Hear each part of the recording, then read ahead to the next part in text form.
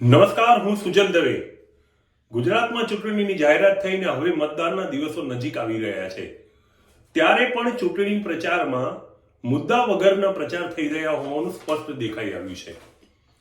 Bharatiya Janata party માટે 2022ની ગુજરાતની ચૂંટણી મુદ્દા વગરની રહી છે. આ મુદ્દા ઉપર હું આ ચેનલ ઉપર અગાઉ વિડીયોના માધ્યમથી આપની સાથે રૂબરૂ થઈ ચૂક્યો છું. ભારતીય જનતા પાર્ટીની જ્યાં સુધી વાત છે ત્યાં સુધી ભારતીય જનતા પાર્ટી માટે કોમવાદ, આતંકવાદ, રામ મંદિર અને 370 જેવા જૂના મુદ્દા હતા. હિન્દુ મુસ્લિમને લઈ અને ભારતીય જનતા પાર્ટીની એક અલગ જ છાપ છે. ભારતીય જનતા પાર્ટીને હિન્દુત્વની પાર્ટી માનવામાં આવી રહી છે. પણ 2022ની ચૂંટણી આ હિન્દુ પ્લે કાર્ડથી જીતવું ભારતીય જનતા પાર્ટીને થોડું અશક્ય લાગતું હતું. જેના ભાગરૂપે જ ગુજરાતની ચૂંટણી પૂર્વે મોહન ભાગવત મસ્જિદોમાં ગયા હતા અને તેમણે કોમી એકતાની વાતો કરી હતી. હિન્દુ મુસ્લિમના ડીએનએ એક છે એવું કહેવાની વાત કરી હતી. આપ સૌને ખ્યાલ છે કે મોહન ભાગવત આરએસએસના સર્વે સર્વા છે અને ભારતીય જનતા પાર્ટી આરએસએસની પોતાની રાજકીય શાખ છે. ભાગવતે ભારતીય જનતા પાર્ટીની જે હિન્દુત્વની છબી છે એને પાર્ટીથી થોડીક દૂર કરવાનો પ્રયાસ કર્યો હતો. પરંતુ જેમ જેમ ચૂંટણીનો પ્રચાર થવા માંડ્યો તેમ તેમ ભારતીય જનતા પાર્ટીના શીર્ષ નેતાઓને સમજણ પડવા માંડી કે હિન્દુત્વના કાર્ડ વગર ચૂંટણીમાં ટકી રહેવું મુશ્કેલ છે. જો આ વાત ખોટી હોય તો ખુદ નરેન્દ્ર મોદી, જે દેશના પ્રધાનમંત્રી છે, એમણે કમલમમાં જઈ અને ગુજરાતના તમામ નેતાઓને કીધું કે ચૂંટણીનો માહોલ હોય એવું કેમ લાગતું નથી. મુખ્યત્વે ગુજરાતની ચૂંટણી મોંઘવારી, શિક્ષણ, આરોગ્ય, ખરાબ રોડ રસ્તા વગેરે ઉપર લડવાની હતી. પરંતુ ભારતીય જનતા પાર્ટી આ એક પણ મુદ્દાને ટચ કરી શકે એમ ન હતી. વધારે લાંબા નથી જવું, પણ 2017 થી 2022 સુધી જોઈએ તો મોંઘવારી, શિક્ષણ, આરોગ્ય, ખરાબ રોડ રસ્તા અને રોજગારના મુદ્દે ભારતીય જનતા પાર્ટીએ શું કામ કર્યું છે એ નેતા મતદાતાઓ સમક્ષ મૂકી શકે એ સ્થિતિમાં જ નથી. આખરે ભારતીય જનતા પાર્ટી ડરની રાજનીતિ અને હિન્દુ મુસ્લિમ કાર્ડ ઉપર આવીને ટકી ગઈ છે. રામ મંદિરનો મુદ્દો મતદાતાઓના મગજમાં એ જ રીતે ઠસાવવામાં આવ્યો છે કે બુદ્ધિજીવીઓ કહીને થાકી જાય કે રામ મંદિરનું કોકડું દેશની સર્વોચ્ચ અદાલત સુપ્રીમ કોર્ટે ઉકેલ્યું છે, નહીં કે ભારતીય જનતા પાર્ટીએ. તમામ ભારતીય જનતા પાર્ટીના શીર્ષ નેતાઓ રામ મંદિર પોતે બનાવ્યું હોવાનું શ્રેય લઈ રહ્યા છે અને ભોળા મતદાતાઓ માની રહ્યા છે. થોડું ગૂગલ કરશો તો ખબર પડશે કે રામ મંદિરના મુદ્દાને લઈ અને પ્રવીણ તોગડિયા 2008 થી બૂમો પાડતા આવ્યા હતા કે દેશમાં રામ મંદિર બનાવવું ખૂબ જ જરૂરી છે, અધ્યાદેશ લાવો. ભારતીય જનતા પાર્ટી કહી રહી હતી કે સંસદની અંદર બહુમત આવશે તો અધ્યાદેશ લાવવામાં આવશે. 2014માં દેશની જનતાએ ભારતીય જનતા પાર્ટીને બહુમત આપ્યો. એ પછી પણ તોગડિયાએ અધ્યાદેશ લાવવાની વાત કરી હતી, પણ ભારતીય જનતા પાર્ટી રામ મંદિરને લઈ અને અધ્યાદેશ લાવી ન હતી. આખરે તોગડિયાએ વિશ્વ હિન્દુ પરિષદથી છેડો ફાડી દીધો હતો અને પોતાની અલગ એક પાર્ટી બનાવી હતી. એ વાત અલગ છે કે મુદ્દો ત્યાં ને ત્યાં રહ્યો હતો. મામલો સુપ્રીમ કોર્ટમાં હતો અને સુપ્રીમ કોર્ટે નિર્ણય આપી અને ભારતીય જનતા પાર્ટીએ નહીં પણ સુપ્રીમ કોર્ટે નિર્ણય આપી અને અયોધ્યામાં રામ મંદિર બને એનો રસ્તો મોકળો કરી આપ્યો હતો. ભારતીય જનતા પાર્ટી મોંઘવારી, શિક્ષણ, રોજગાર, આરોગ્ય અને ખરાબ રસ્તાઓના મુદ્દા ઉપર કોઈ પણ વાત કરી શકે એમ નથી. જો તમે જોશો તો ભારતીય જનતા પાર્ટી અત્યારે જે પોતાનો મેનિફેસ્ટો એટલે કે ચૂંટણી ઢંઢેરો જેને તેઓ સંકલ્પ પત્રક કહી રહ્યા છે એને જોશો, એનો ઝીણવટભર્યો અભ્યાસ કરશો તો મોંઘવારીનો મ નથી. શિક્ષણની વાત કરવામાં આવી છે. કેજી થી પીજી સુધીનું મફત શિક્ષણ આપવાની વાત ભારતીય જનતા પાર્ટીએ કરી છે. પણ આરટીઆઈ કરી અને તપાસ કરી લો કે ભારતીય જનતા પાર્ટીએ કેટલી સરકારી શાળાઓને શિક્ષણને લાયક બનાવી છે. જે સરકારી શાળાઓ છે એમાં શિક્ષક છે તો કેટલા અને નથી તો કેટલા? કેમ આદિવાસી પટ્ટાની અંદર અંગ્રેજી, વિજ્ઞાન અને ગણિતના શિક્ષકો નથી? સરકારી શાળાઓમાં અને ખાસ કરીને આદિવાસી પટ્ટાઓમાં આ શિક્ષકોની ભરતી કેમ નથી થઈ? થઈ છે તો ક્યારે થઈ છે અને કેટલી થઈ છે? આરટીઆઈ કરીને ખુદ મતદાતાઓ આ વસ્તુ જાણી લે છે.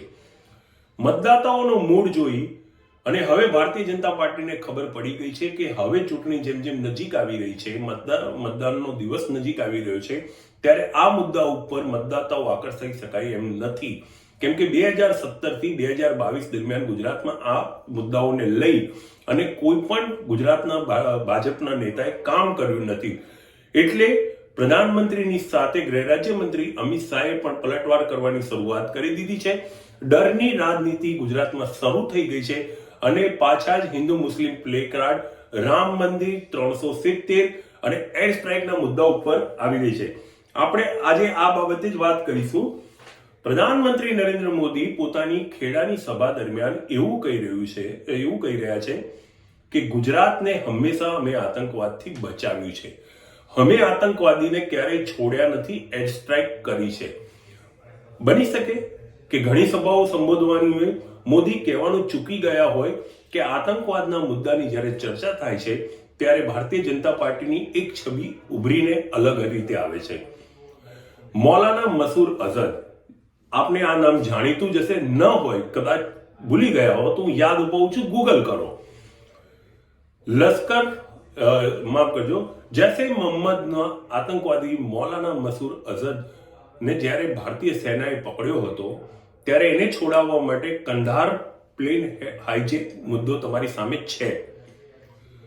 મોદી જ્યારે એવું કહી રહ્યા છે કે અમે આતંકવાદીને છોડ્યા નથી, તો ગૂગલ કરતા તમને ખબર પડશે કે મૌલાનાને છોડાવવા માટે જ્યારે આતંકવાદીઓએ શરત મૂકી હતી ત્યારે મૌલાનાને કંધાર લઈ જનાર નેતા કોણ હતા?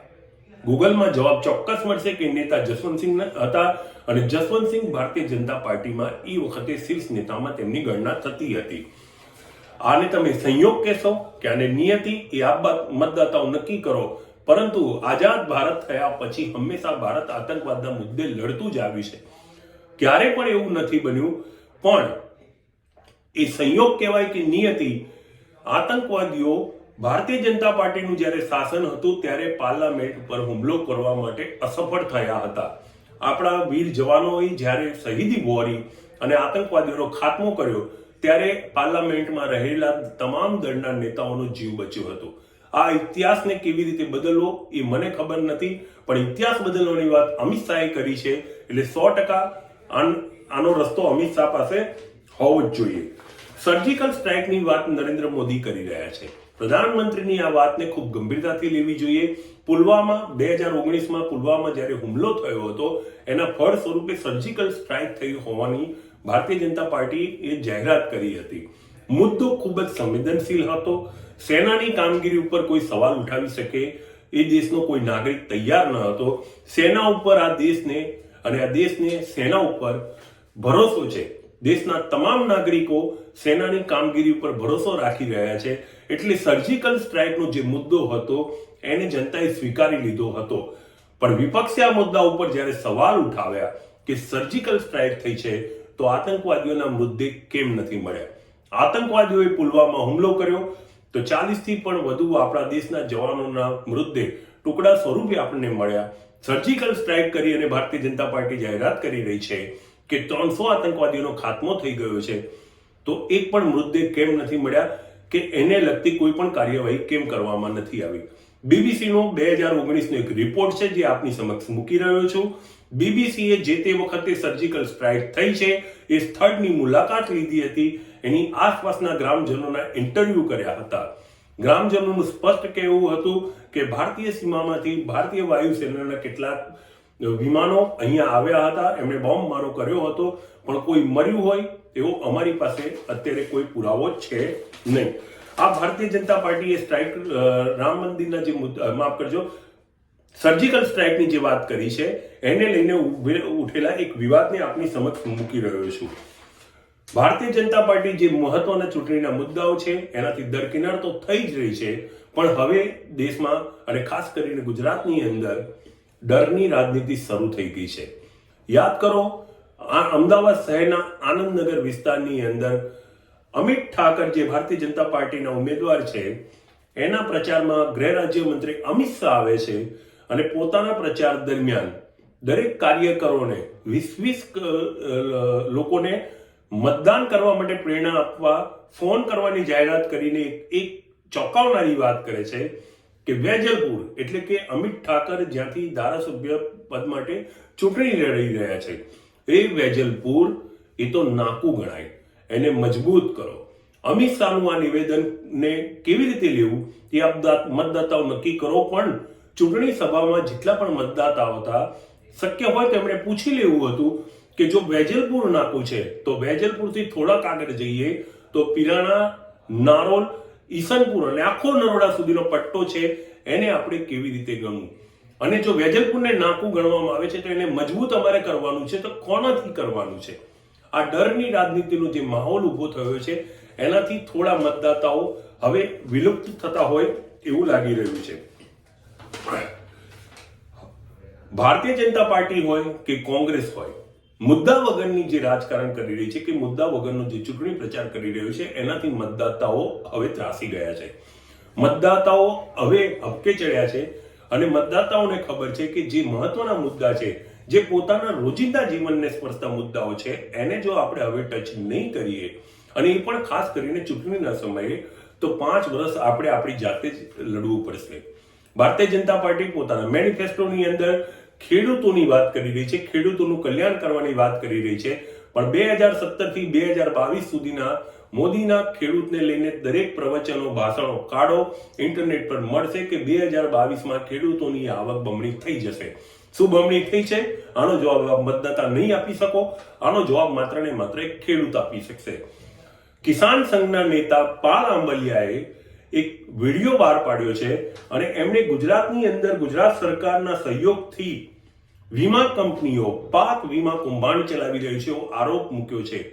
ભારતીય જનતા પાર્ટીના કોઈ પણ નેતા આ વિડીયોને લઈ અથવા તો પાક વીમાને લઈ અને પોતાની સ્થિતિ સ્પષ્ટ કરી શકે, અને ખાસ કરીને ખેડૂતોની સામે એ સ્થિતિમાં છે જ નહીં. શિક્ષણની વાત કરવામાં આવી રહી છે, તો શિક્ષણમાં હું ફરી કહી રહ્યો છું કે તમે 2000 થી 2022 એટલે કે 22 વર્ષ દરમિયાન તમે જોઈ લો, સરકારી શાળાઓ એ સક્ષમ બનાવવામાં આવી છે કે મધ્યમ વર્ગીય અથવા ગરીબ પરિવારના બાળકો એ શાળામાં ભણી શકે. કયા સ્તરનું શિક્ષણ આપવામાં આવી રહ્યું છે એ આપ ખુદ નક્કી કરો. આપ કેજી થી પીજી મફત શિક્ષણ આપવાની વાત કરો છો, પણ એને સક્ષમ શિક્ષકોની ભરતી ક્યારે થઈ, કેવી રીતે થઈ, કેટલી સંખ્યામાં થઈ, શાળાઓમાં શું સુધાર કરવામાં આવ્યા, એની કોઈ જાહેરાત કરવામાં આવતી નથી. શિક્ષણની જ વાત થઈ રહી છે ત્યારે તમને ફરી હું યાદ અપાવી રહ્યો છું કે કોરોના કાળમાં આપ અભિભાવક એટલે કે વાલી તરીકે યાદ કરો કે જ્યારે શાળાઓ બંધ હતી, તમારા બાળકો ઇન્ટરનેટનો વધારાનો તમને ખર્ચો આવે એના માધ્યમથી ઓનલાઈન શિક્ષણ લઈ રહ્યા હતા, ત્યારે પણ શાળાના સંચાલકો પોતાની વાર્ષિક ફી વસૂલવામાંથી ચૂક્યા ન હતા. વાલી મંડળે આ અંગે આંદોલન કર્યું હતું. કોરોના કાળ છે, આંદોલનમાં વધુ લોકો ભેગા ન થવાય એમ કહી અને આંદોલનને કચડવાનો પ્રયાસ કરવામાં આવ્યો હતો. મામલો આખરે હાઈકોર્ટમાં ગયો હતો. હાઈકોર્ટે જ્યારે દખલગીરી કરી અને હાઈકોર્ટે એવું કીધું હતું કે આ મામલો ગુજરાત સરકાર અને શાળાના સંચાલકો બેસી અને એનો ઉકેલ લાવે, ત્યારે ગુજરાત સરકાર ચૂપ રહી હતી. અને આપ કોરોનામાં લોકડાઉનમાં હતા, પહેલું ચરણ હોય કે બીજું ચરણ, આપના ધંધા રોજગારની શું સ્થિતિ હતી એ આપને ખ્યાલ છે. તેમ છતાં પણ તમારું બાળક શાળાએ નહોતું જતું, તેમ છતાં પણ શાળા સંચાલકોની દાદાગીરી સામે તમારે ઝૂકવું પડ્યું હતું, કેમ કે સરકાર તમારી જોડે નથી. અને આખા વર્ષની ફી કોઈએ એજ્યુકેશન લોન લીધી, તો કોઈએ મિત્ર પાસેથી સહાય કરી લીધી, તો કોઈએ પોતાની પત્નીના દાગીના વેચી અને શાળામાં ભરી હતી. આપ એ મુદ્દાને યાદ કરજો. આપ એ મુદ્દો યાદ કરો કે જે વખતે કોરોનામાં મહામારી ગુજરાતમાં આવી, એ વખતે રાજ્યની આરોગ્ય વ્યવસ્થા શું હતી. તમારે એ ચોક્કસ યાદ રાખવું પડે કે આ મહામારી હતી. દરેક સરકાર ક્યાંક ને ક્યાંક ચૂકે અથવા તો ટૂંકી પડે એ સ્વાભાવિક હતું, પરંતુ ગુજરાતની અંદર જે પ્રમાણે આરોગ્ય વ્યવસ્થાના ચિત્રે ચિથરા ઉડ્યા હતા, લોકો ઓક્સિજન વગર તડપતા હતા, લોકોને સારવાર મળતી નથી, એ વખતે સરકારે જાહેરાત કરી હતી કે હવે 108 વગર કોઈ પણ દર્દી સરકારી હોસ્પિટલમાં દાખલ નહીં થઈ શકે. આ જાહેરાતને લઈ અને તમે 108 ની અંદર પોતાના દર્દી સાથે 5-5, 6-6 કલાક સરકારી હોસ્પિટલની બહાર રાહ જોતા હતા કે તમને સારવાર મળે. એ વખતે કોરોના સંક્રમિત નેતાઓ 108 વગર સીધા જ હોસ્પિટલના VIP સ્યુટની અંદર સારવાર લઈ લેતા હતા.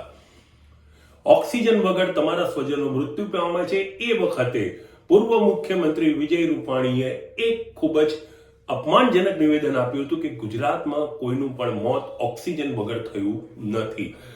કોરોના દરમિયાન સરકારે જે મૃતકો અથવા અસરગ્રસ્તોના આંકડા જાહેર કર્યા હતા એને શંકાસ્પદ તમે ગણાવ્યા હતા. એનું મુખ્ય કારણ એ છે કે સુરતની અંદર મૃતદેહોને સળગાવવા માટે જે સ્મશાન છે એની ચીમનીઓ પણ આગથી ઓલવાઈ ગઈ હતી, પીગળી ગઈ હતી. એ વખતે સુરતમાં આંગળીના વેડે ગણી શકાય એવા જ મૃતકોની યાદી અખબારોમાં સરકાર દ્વારા પ્રસિદ્ધ કરવામાં આવતી હતી. મોંઘવારીમાં રાંધણ ગેસ કોંગ્રેસ અને આમ આદમી પાર્ટીએ ક્યાંક રાંધણ ગેસને લઈને સહાય આપવાની વાત કરી છે. કોંગ્રેસે તો લેખિતમાં આપવાની વાત કરી છે કે રાંધણ ગેસનો બાટલો જે અત્યારે તમને 1000થી વધુમાં પડી રહ્યો છે એ 500 રૂપિયામાં કોંગ્રેસની સરકાર આવશે તો અમે વિચારીશું. મતદાતાઓ આ મુદ્દા ઉપર ગંભીરતાથી વિચાર કરી રહ્યા છે. મોંઘવારીમાં આંશિક તો આંશિક પણ મતદાતાઓને રાંધણ ગેસમાં જે 500 રૂપિયાની જાહેરાત થઈ છે એમાં સહાય દેખાઈ રહી છે. રોજગાર ગુજરાતની જનતાને મળતો નથી, ખાસ કરીને એ યુવાનોને કે જેના પિતા બેંકમાંથી લોન લઈ અને એમ બાળકોને શિક્ષણ આપે છે. તમે સરકારી પરીક્ષાની તૈયારી કરતા હો છો, 2 વર્ષ 3 વર્ષ તમે મોંઘું શિક્ષણ લો છો, કોચિંગ ક્લાસમાં જાઓ છો અને પરીક્ષા આપવા જાઓ છો ત્યારે તમને ખબર પડે છે કે પેપર લીક થઈ ગયા છે. આ મામલે વિવાદ થાય છે. આખરે હાઈકોર્ટ અથવા અદાલતના દરમિયાનગીરીથી પરીક્ષાઓ રદ કરવી પડે છે. પેપર લીકને લઈ અને મતદાતાઓમાં ખૂબ જ નારાજગી છે. કોઈ પણ ભારતીય જનતા પાર્ટીનો નેતા પેપર લીકને લઈ, મોંઘવારીને લઈ, રોજગારને લઈ અને ક્યાંય નિવેદન આપતા દેખાતા નથી. દર ચોમાસામાં ગુજરાતના તમામ શહેરોના રસ્તાઓ તૂટી જાય છે. આ રસ્તાઓ શિયાળા સુધી તૂટેલા રહે છે. શિયાળો જાય છે ત્યારે રસ્તાનું સમારકામ શરૂ થાય છે. ચોમાસું આવતા સમારકામ પૂરું થાય છે અને ચોમાસામાં ફરી એક વખત રસ્તા તૂટી જાય છે. આમ જોવા જઈએ તો 9 મહિના ગુજરાતના મોટા શહેરોમાં લોકો બિસ્માર રસ્તા ઉપર વાહન ચલાવવા માટે મજબૂર બની ગયા છે. રોડ રસ્તાને લઈને પણ ભારતીય જનતા પાર્ટીનો એક પણ નેતા કોઈ નિવેદન આપવા તૈયાર નથી. અને સૌથી વધારે મહત્વની વાત એ છે કે આપ સર્વે જાણો છો કે ગુજરાતમાં ચૂંટણી થઈ રહી છે, પરંતુ ગુજરાતમાં જે ચૂંટણી લડી રહ્યા છે એ નરેન્દ્ર મોદી નથી લડી રહ્યા, અમિત શાહ નથી લડી રહ્યા, સ્મૃતિ ઈરાની નથી લડી રહ્યા કે યોગી આદિત્યનાથ નથી લડી રહ્યા. તેમ છતાં પણ એ પ્રચાર કરી રહ્યા છે. ગુજરાતમાં ભાજપના પક્ષ હેઠળ ટિકિટ લઈ અને ઉમેદવારી નોંધાવનાર એક પણ ઉમેદવાર જાહેર સભા કરી શકે એ સક્ષમ નથી. એનું મુખ્ય કારણ એ છે કે હવે મતદાતાઓ પોતાના જૂના અને પોતાના રોજિંદા જીવનને અસર કરતા મુદ્દા ઉપર પાછા આવી ગયા છે. આતંકવાદનો જે મુદ્દો છે જેનાથી પ્રધાનમંત્રી કહી રહ્યા છે કે ગુજરાતને આતંકવાદથી અમે બચાવ્યું છે, એનાથી મતદાતાઓ થોડો હવે અંતર રાખતા દેખાઈ આવે છે. કેમ કે ગુજરાતના મતદાતાઓને બીજા પર વિશ્વાસ હોય કે ન હોય પણ ગુજરાતની સુરક્ષા વ્યવસ્થા અને ગુજરાતની પોલીસ ઉપર ચોક્કસ વિશ્વાસ છે. એનું મુખ્ય કારણ એ છે કે જ્યારે 2002માં 24મી સપ્ટેમ્બરે આતંકવાદીઓએ અક્ષરધામ પર હુમલો કર્યો હતો એ વખતે 8 કલાક સામાન્ય અતિ પછાત હથિયારો લઈ અને આતંકવાદીઓ સામે બાદ ભીડનાર બીજું કોઈ નહીં, માત્ર ને માત્ર ગુજરાત પોલીસ હતી. બપોરે 4 વાગે હુમલો થયો હતો અને રાત્રે 1:30 વાગે NSGના કમાન્ડન્ટ સીતાપતિ પોતાની ટુકડી પાસે આવ્યા અને આખો કાર્યભાર પોતાના ખભા ઉપર લીધો. ત્યાં સુધી ગુજરાત પોલીસ આતંકવાદીઓને રોકવામાં સફળ થઈ હતી. જે ડરનો માહોલ અત્યારે બતાવવામાં આવી રહ્યો છે ત્યારે મતદાતાઓને ખબર છે કે જ્યારે અક્ષરધામ પર હુમલો થયો હતો ત્યારે સૌથી પહેલો શહીદ થનાર SRPનો જવાન અલ્લાહ રખા હતો અને એ જ અલ્લાહ રખા એક અલગ જ સમુદાયમાંથી આવે છે જે અક્ષરધામ અને અક્ષરધામના દર્શનાર્થીઓને બચાવવા માટે હેન્ડ ગ્રેનેડને પકડી અને ત્યાં ટુકડાના રૂપમાં વિખેરાઈ ગયો હતો. એ અલ્લાહ રખાનું પૂતળું આજે પણ પાલનપુરના SRP કેમ્પમાં એટલે કે પાલનપુર પાસે આવેલા મડાણાના એસઆરપી કેમ્પની અંદર મૂકવામાં આવ્યું છે અને એસઆરપીના તમામ જવાનોને એ શિખામણ આપવામાં આવે છે, શીખ આપવામાં આવે છે કે તમે જે તાલીમ લઈ રહ્યા છો અને તમારે તે જે સમાજ કે જે રાષ્ટ્રની રક્ષા કરવાની છે ત્યાં કોઈ પણ જાતિ હોતી નથી. એનું મુખ્ય પ્રમાણ એ છે કે શહીદી વોરનાર એસઆરપીનો જવાન અલ્લાહ રખા એક અલગ ધર્મનો હતો અને એણે અક્ષરધામ અને અક્ષરધામના દર્શનાર્થીઓને બચાવવા માટે પોતાના પ્રાણની આહુતિ આપી હતી. મુખ્યત્વે વાત એ છે કે હવે ગુજરાતની અંદર ડરની રાજનીતિ અને ભાગલાની રાજનીતિ ઊભી કરી અને મતદાતાઓને નેતાઓ મુદ્દાથી ભટકાવવાનો પ્રયાસ કરી રહ્યા છે. પણ છેલ્લા 2-3 દિવસથી એવું દેખવામાં આવી રહ્યું છે કે મતદાતાઓ હવે પોતાના અસલ મુદ્દાઓ પર પાછા આવી રહ્યા છે. હવે હિન્દુ મુસ્લિમ કાર્ડ, આતંકવાદ, સર્જિકલ સ્ટ્રાઇક, 370 આ બધા મુદ્દા એક તબક્કાથી વધુ મતદાતાઓના માનસ પર અસર કરે એવું દેખાતું નથી. પણ હવે મતદાતાઓ રોજગાર, મોંઘવારી, શિક્ષણ, આરોગ્ય, ખરાબ રોડ રસ્તા અને જે પેપર લીક જેવા મુદ્દા છે એને લઈ અને સતર્ક બન્યા હોવાનું સ્પષ્ટ દેખાઈ રહ્યું છે. મતદાતાઓ મુદ્દા ઉપર પાછા આવે છે, નેતા મુદ્દાથી ભટકાવવાનો પ્રયાસ કરે છે. આની વચ્ચે ગુજરાતની ચૂંટણી થવા જઈ રહી છે. મતદાનના દિવસે હવે જોવાનું એ છે કે મતદાતાઓ આખરે મોટા પ્રલોભન, મોટી જાહેરાતો અથવા તો જે નથી એ ડરને કારણે ફંટાઈ જાય છે કે જાતિ કે ધર્મમાં વેચાઈ જાય છે. એ આગામી 8મી ડિસેમ્બરે આપ સૌ સમક્ષ હાજર હશે. આજે માત્ર આટલું જ. ત્યાં સુધી મને રજા આપો. નમસ્કાર.